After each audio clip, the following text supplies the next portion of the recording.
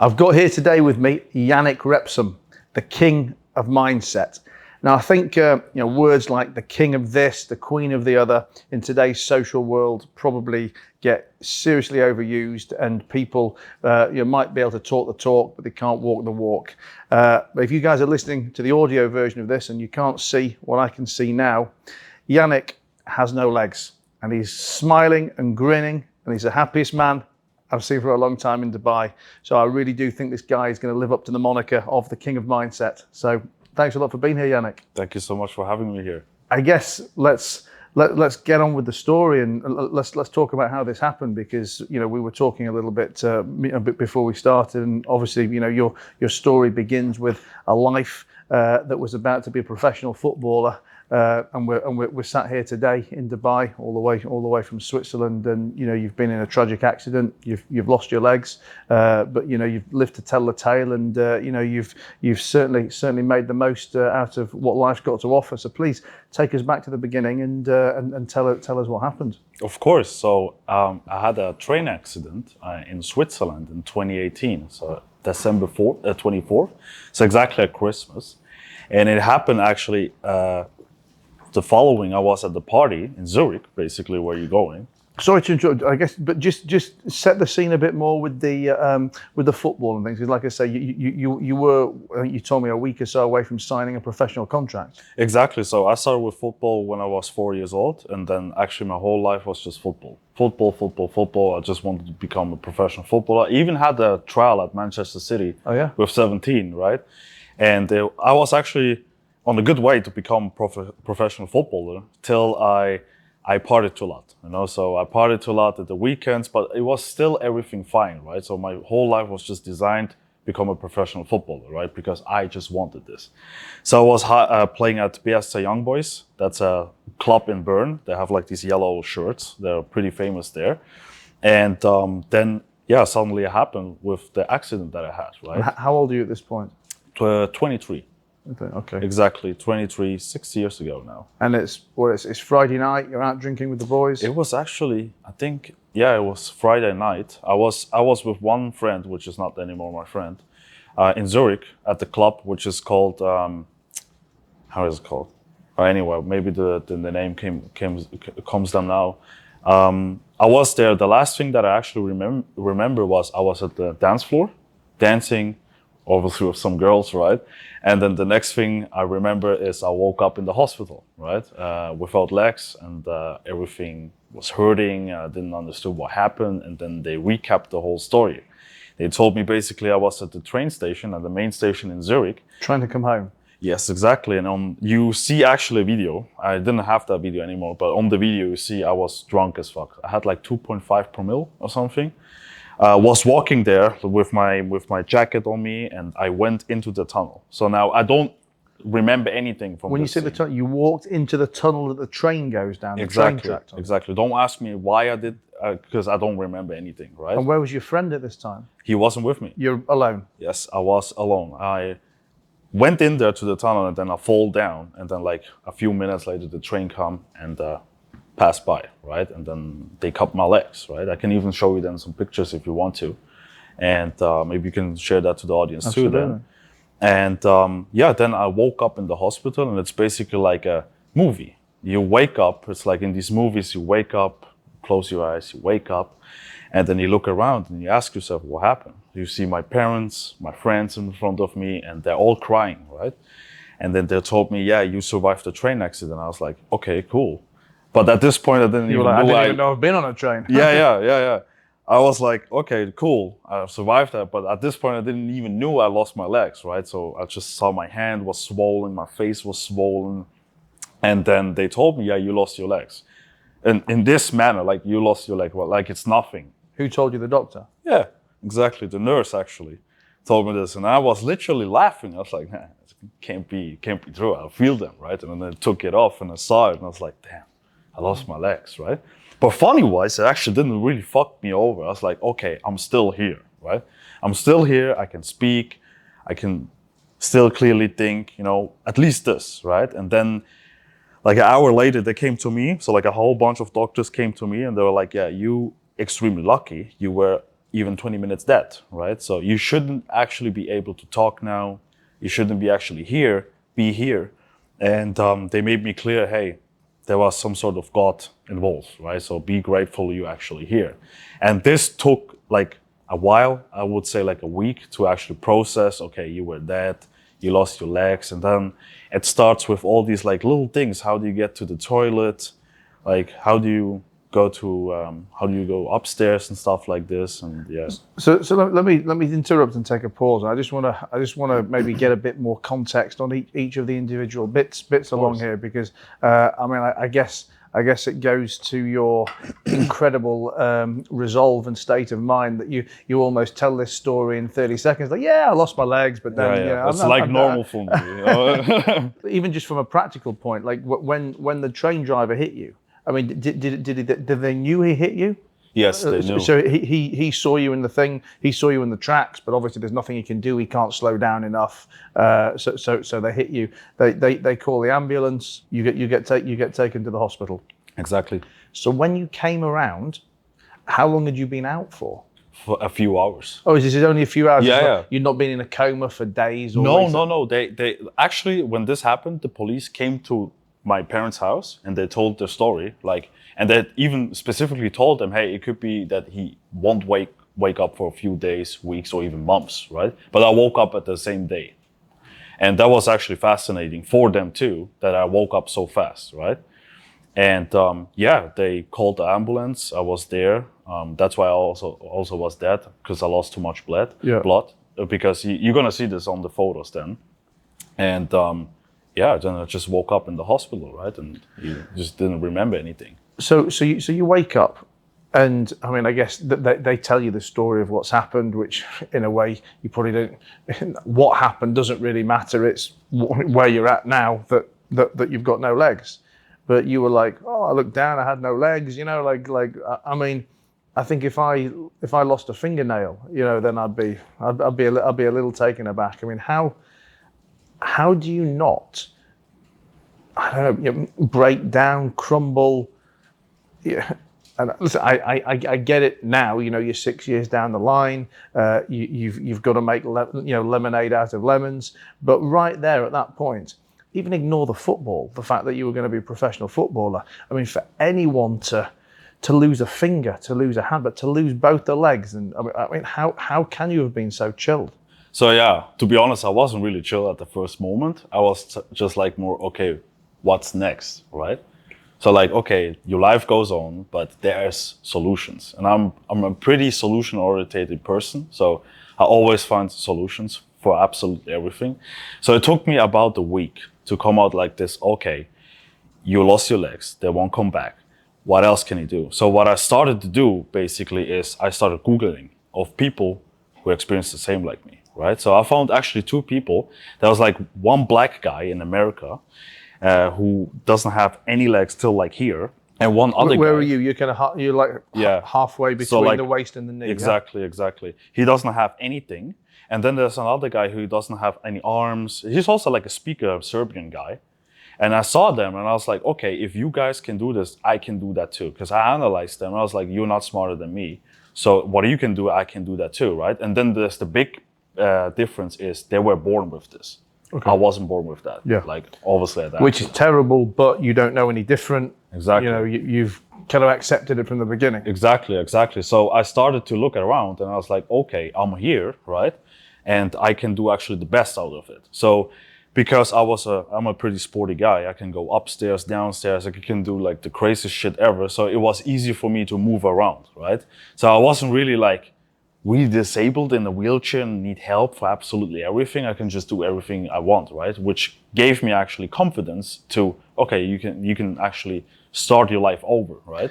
How long did it actually take for you to start to heal? You know, the whole thing here? Well, I mean, not so much that, but like, you know, to get out of the hospital bed, to be recovering, to be able to move around a little and you get, I was going to say get back to normal, but these none of these words are going to really work for this conversation. No problem. But you know what I mean? Like to be ready to leave the hospital, you know, to be a little more coherent.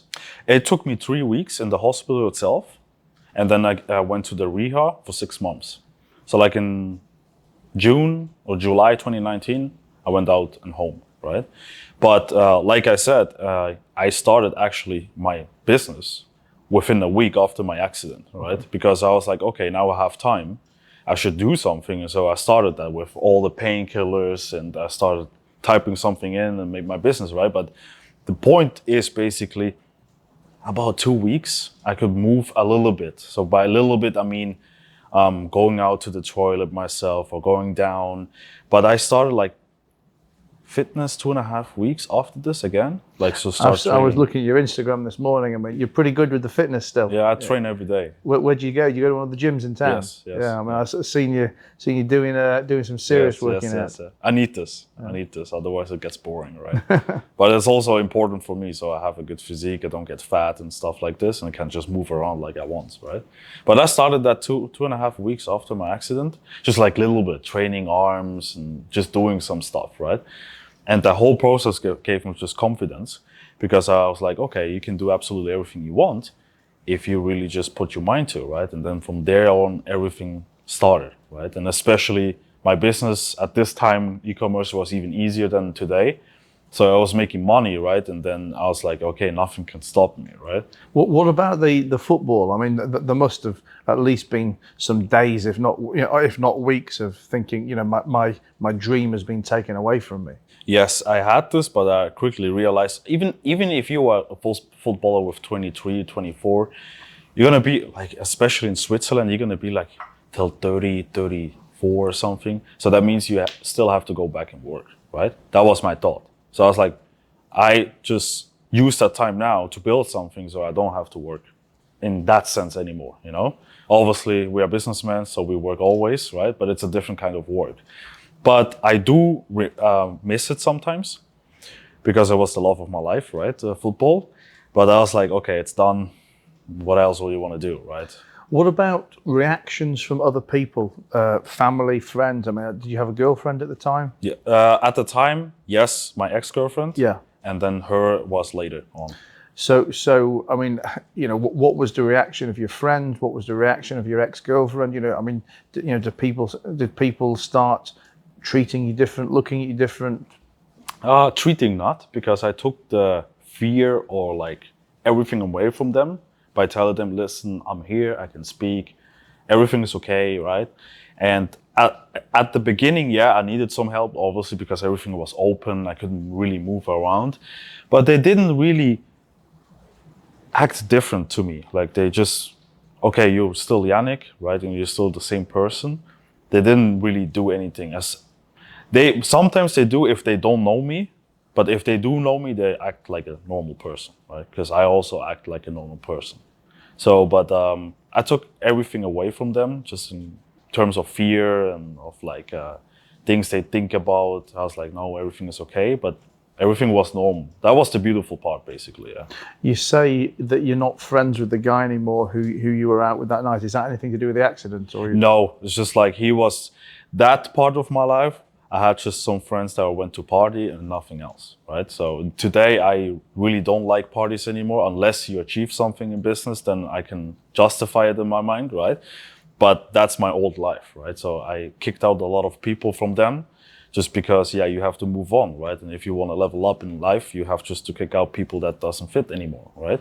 So that's why, but it's nothing against him. He wasn't with me, so I don't even have hate against him. I don't really care. It's like, it happened, so. And how do you feel that other people, looking at your situation, can improve their mindset, can I guess get stronger, get more resilient? And I guess put a bit more context to this. I mean, I equate this story a little similar to somebody I had on my podcast recently, a lady called Lurata, Lyon. And she was, I forget where she was from, like Bosnia, Serbia, somewhere like that. And she was sold into sex slavery, people trafficking, and she escaped. A crazy story, but she escaped after about 5 months. Arrives home.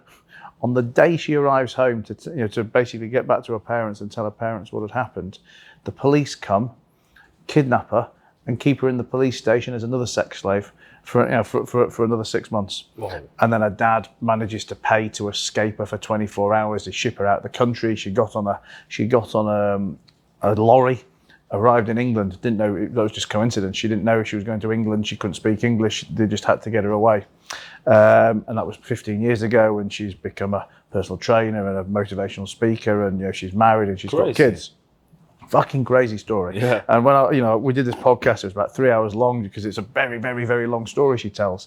And I kind of felt like I didn't really have much to say to her. I just had to kind of sit and listen. And at the end, I was saying, look, to me, the biggest takeaway from this is, no matter how fucking bad your day is, you haven't just been kidnapped twice into the sex trade. So stop fucking moaning and man up and get on with things. And I think I see the parallels. I see the parallels with that with you. But I mean, tell me how I guess how you've developed and how other people can benefit from this too.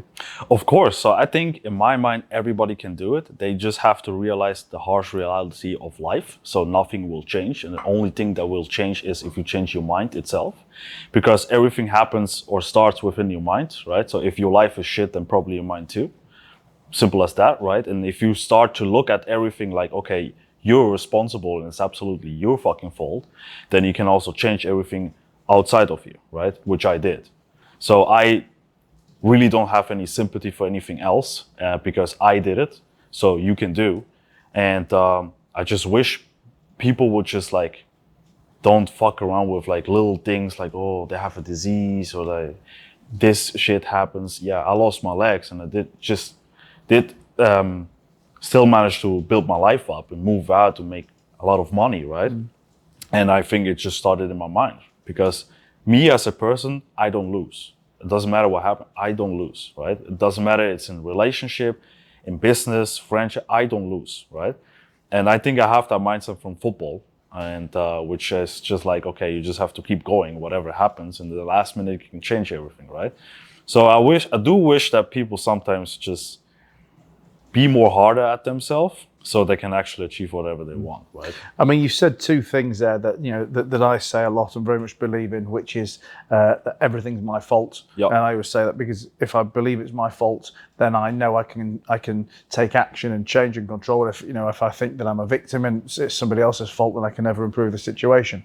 And then the other thing is, I always say very much, don't stress the things that you can't control. Yeah. Deal with the things that you can control. So I mean, it's reassuring or good to hear that same mentality from you. But still, getting your. I mean, it's one thing saying. I talk about business and mindset in business and bouncing back from failure. Mm-hmm. I was wealthy in my mid-20s. And then went spectacularly bankrupt when I was 27, 28, lost everything and rebuilt it again. And, I take all the responsibility for that. And, I always talk about the fact that people say to me, but what was it like to lose everything? I say, well, I actually didn't lose everything. I barely lost anything. All I actually lost was my money. Mm-hmm. I didn't lose my experience. I didn't lose my network. I didn't lose my ideas. And if anything, I've now got more experience because I've just been through a bankruptcy. All I lost was the money, and there's plenty of money out there, and it's very replaceable. Exactly. And I'll go and do it tomorrow. I talk about that with a big smile, and I don't care. I'm not going to say I don't care, but I don't worry about losing money in businesses nowadays, which is why I'm happy to take the chances, happy to take the risks, because I know I've got the skill set to make the money back again. Exactly. If I lose it. But then I still, try and parallel this to you, and it's one thing, I lost the money, I'll get it back again next week. But I had this too last year. I mean, it's not like losing the legs. They're not coming back next week. They're never coming back. No, I had exactly last year that too. I went bankrupt. The money? Oh, really? Yes, my money, because if you do dropshipping... Tell me the story, what happened? Because if you do dropshipping, especially on a level like me, you don't have everything on your name. So you have a lot of different companies, and then the mistake that I did was basically I sent everything to one bank account, right? And then it was like 2 million or something. Send it there, got blocked, right? And then it's a little bit hard to prove that it's yours, even though it's yours, right? But it's hard to prove to an attorney, hey, look, that's mine, even though it's not on your name, right? So I went bankrupt, like heavy, and had to pay like 300K back from Amex. And at this time, I actually met my girlfriend, and it was funny. She didn't knew anything that I was in this situation, right? Because I knew, okay, if I go through this, I'm gonna make more, which happened now, right? So it's the exact same story. I lost everything. I wasn't really stressed out. I was just more the fact, okay, once I go through this thing, everything comes again. And where is that? Where is that money? That was in somebody else's account that they stole, effectively. No, in Switzerland on a personal bank account. Okay, Still today ongoing. Yeah. But it's gone. You'll never get it back. Maybe I get it back. I don't know. But like I said, I don't stress around because I have the skills, right? But I guess that's another one of my important sayings, which is 1 is the most dangerous number.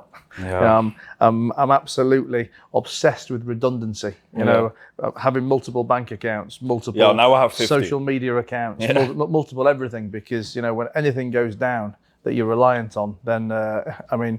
You know, I remember recently when the Microsoft problem happened, and you know everyone's emails are blocked, and you know the flights and the airplanes grind to a halt. I mean, having that reliance on one thing is so scary, particularly when that one thing's completely outside of your control as well. It is. Now, I learned from exactly this what happened. So I have a bunch of bank accounts, like crazy bank accounts.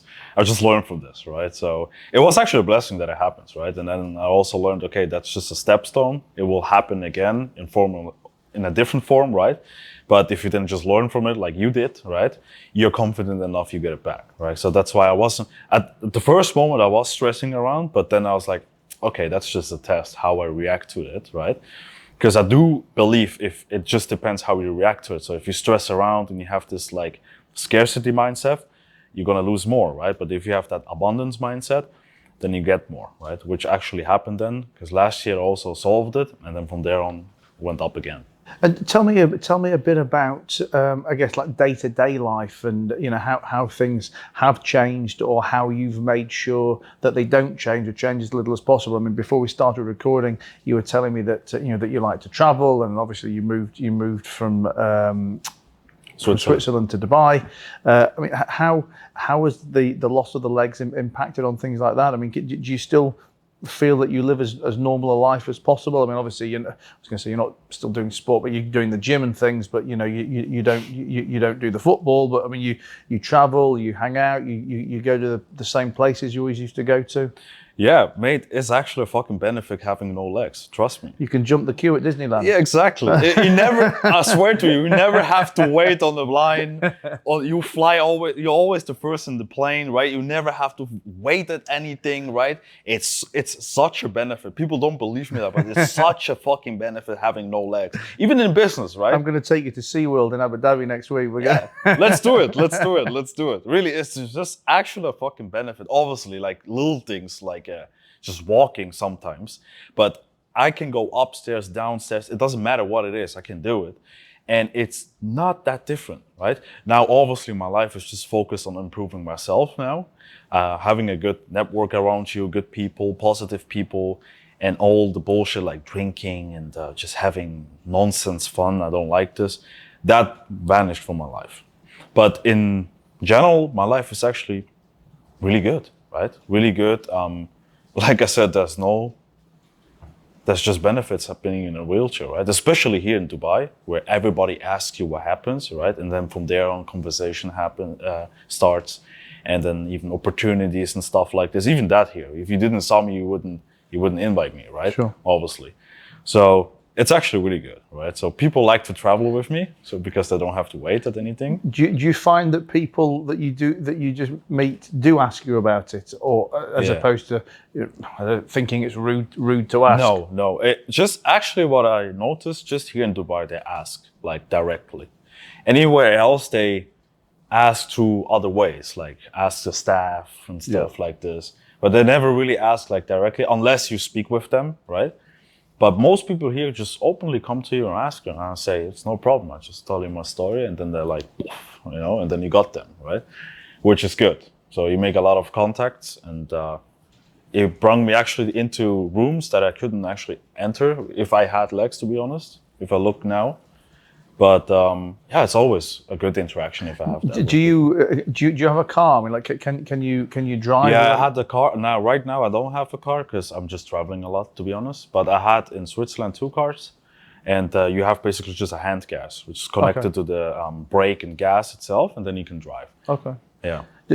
Does the car come like that, or do you pick a car that you want? No, you can pick up everything. So my last car was an M5 competition. Really? Yeah. The next car is going to be Euro's Mansory. Yeah. I'm going to buy. I like that. So a little bit more attention, you know. And you just buy the car and then you just put that device in there. Costs, I think here in Dubai costs like 10K dirham, so like $2.5K. Oh, really? And then you have it, you know. And then you can also change it to other cars. But even you can drive the car, so it's no problem. So it's like you can switch it up. But you buy whatever you want, you know. You just switch it up then. I look forward to it. I look forward to a ride in the Urus. Of course, it's my favourite car, but I hate driving in Dubai. Oh, really? I don't have a car. Well, I do. I have like a Mercedes Vito, you know, with like the airline seats in the back or something. Because I just hate driving. Yeah, I understand. Sometimes with the traffic here, yeah. I mean, in Dubai, it's the worst. I mean, like back in England, you know, especially when a lot of the roads are more quiet, and you know, like the Ferraris, the Lamborghinis, and stuff. It is great, but I think here, the traffic's so bad. You miss one junction, and then you've got like 25 minutes to come back on yourself, and and it takes like an hour or two out of my day from getting work done. So I like to chill in the back of the Vito. Of course, then you can get some work done, right? So what does the future hold? In terms of what? Anything. You tell me. Work, life, business, relationships. Where? Of course. So I actually just try to improve myself more and more and more. So be the best version of myself, getting more intelligent, more knowledgeable, having a good relationship with my girlfriend, good network, also improve my business life. So making more money, making a better network. Also looking for funding for one brand that I want to start. Also, I want to start actually mindset coaching just to teach people and help people, hey, if I can do it, you can do it too. And I just want to make that a little bit different based on life experience, because there's a lot of mindset coaches out there. And to be honest, I'm just honest, I sometimes can't take them seriously because, Well, they haven't had any real problems. I mean, like they're fat and they can't even control what they put in their fucking mouth, you know, so I can't take them seriously. And I just want to teach people the basics, right? And that you can change everything yourself. And also then a brand is called No Limit. So it's going to be a sports brand because I do sports every day. And no limit, basically, your mindset has no limit, right? So if you can achieve everything you want, and then let me surprise, right? I have a clear plan what I want to do, but in my experience, you never know, right? My experience, you have a plan, but sometimes something comes in, your plan changes, right? Maybe you move out from Dubai, maybe you move somewhere else, maybe you change your business and stuff. So you never know, in my experience. How will the coaching program work? Are you envisaging, you know, one-on-one with people, a course? I would love to do one-on-one. I think they have the most benefits if they do one-on-one. Maybe some principles, some framework you can do courses, but I would love just to do one-on-one, and I think you have the best chances to succeed, right? Because, for example, in e-com, I do e-com, as you know. If you want to know something or you want to do a course, you go in there, you take the information, you go out, right? So it's like a process of 1 week or like max 1 month. But mindset, it can be done for like half a year, right? So it's something you have to fundamentally change in your mind, right? Which takes time. Right? And it never ends. Yeah, it never ends, right? And it really depends what person you are. So if you're a person that overthinks all the time, guess what? You're gonna do that shit a long time, right? And but I would love just to do one-on-one calls, right? Even if they're Dubai, like one-on-one meetings or whatever, and actually just see how they change in real time. That makes me then happy, yeah. Well, listen, Yannick, it's been an absolute pleasure having you here, mate. Thank you so much. So, you know, to hear such such positivity and upbeatness around a story that, you know, was so tragic. For anyone watching or listening who wants to reach out to you, I mean, I guess they can connect with the future for when the mindset coaching and stuff comes out. But just give yourself a little shout out of where people can find you. Of course. So you guys can reach me out on Instagram. You can text me. My DMs are always open. If you want to ask something, always open to answer everything. But yeah, you can reach me out on TikTok, X, Instagram. On Instagram is also my mail linked. So whatever you feel comfortable, you can reach out. Perfect. Yannick, thanks a lot for being here, buddy. Thank you so much. Thank you, mate. Thank you. Hey, Matt here, just interrupting myself quickly to say thank you for listening to No Bollocks. But did you also know I've got another podcast, Stripping Off with Matt Haycox? Very different. No Bollocks is the quick daily business tactics that you need, but Stripping Off, we just do it once a week. We go deep, deep, deep with a CEO, with a celebrity, with an athlete, with just an international, inspiring character. We find out what makes them tick, we find out how they got to where they got to, and we find out how you can learn and benefit from them too. So jump on over to Spotify, iTunes, YouTube, wherever you listen to your content, and I'll see you on a future episode.